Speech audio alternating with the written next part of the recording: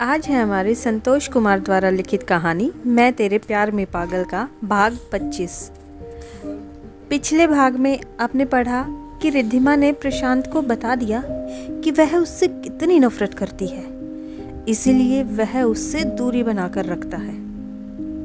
उधर आरव अपनी बहन को पग फेरे के लिए घर लाना चाहता है और इसीलिए अपनी माँ से पूछता है कि दीदी को लेने कब जाऊं। अब आगे कोमल जी ने कहा कि अब तुम्हारी दीदी की शादी हो गई है, उसके ससुराल वालों से इजाज़त लेकर ही रिद्धिमा यहाँ आ सकती है।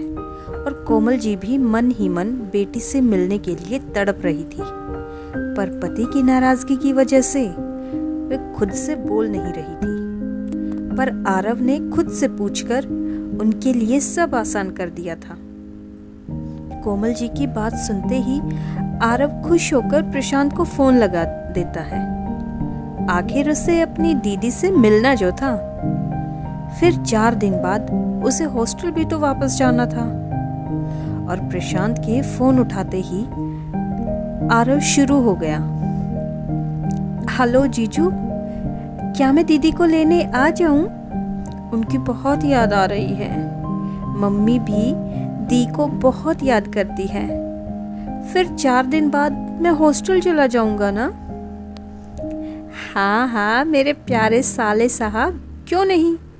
जब चाहे अपनी दी से मिलने आ जाओ, और अगर वह तुम्हारे साथ जाना चाहे तो मुझे कोई दिक्कत नहीं है। हाँ, वही तो मैं भी कह रहा था कि जीजू बहुत अच्छे हैं, वह कभी दीदी को आने से मना नहीं करेंगे। पर मम्मी तो यूं ही परेशान हो रही थी। अच्छा जीजू, फिर मैं आज शाम को ही आता हूँ।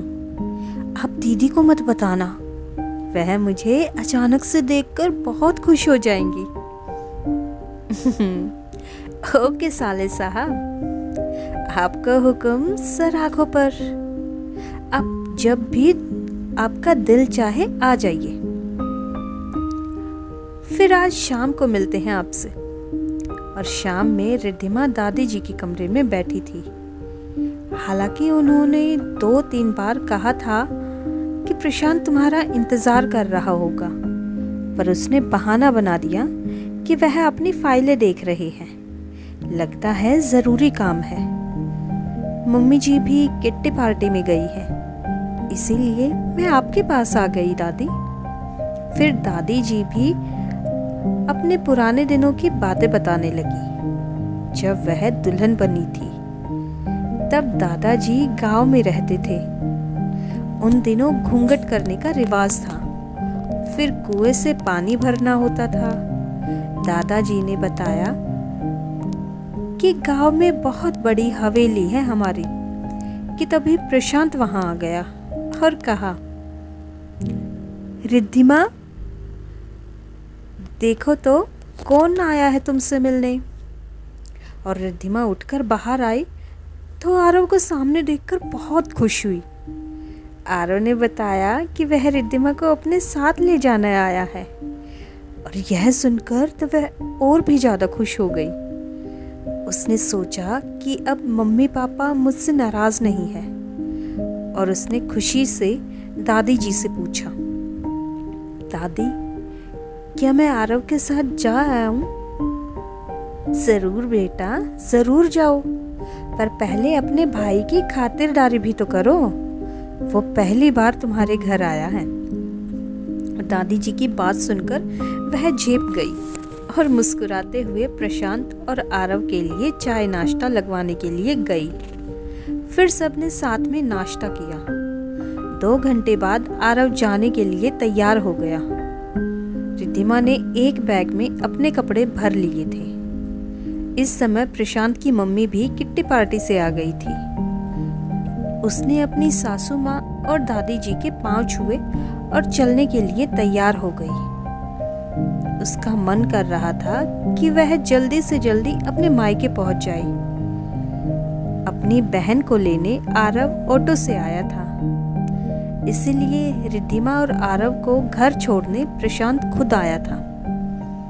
आरव ने अपनी दीदी का बैग उठा लिया और अपने जीजू को भी घर के अंदर चलने के लिए कहा। पर रिद्धिमा का चेहरा देखकर उसने मना कर दिया कि अभी ज़रूरी काम से जाना है। जब आपकी दीदी को लेने आएंगे तब ज़रूर अंदर आएंगे। तब रिद्धिमा ने भी कहा, हाँ आरव, तेरे जीजा जी को काम है, उन्होंने पहले ही बताया था मुझे, पर मैं भी ना तुम्हारे आने की खुशी में मेरे ध्यान से ही निकल गया। अच्छा तो मैं चलूं? फिर प्रशांत ने दोनों को बाय किया और कार घर की ओर घुमा दी। तब रिद्धिमा और आरव घर के अंदर गए। रिद्धिमा ने घर आकर अपनी माँ के पांव छुए और गले लग गई, तो कोमल जी ने भी उसे गले से लगा लिया। माँ का दिल बेटी के प्यार से पिघल गया। अब वैसे भी शादी तो हो ही गई थी, तो कितने दिन नाराज रहती। पर जब उसके पिता ऑफिस से घर आए और वह उनके लिए चाय बनाकर लाई और उनके पांव छूने के लिए आगे बढ़ी, तो उन्होंने उसे रोक दिया और कहा, अब क्यों आई हो?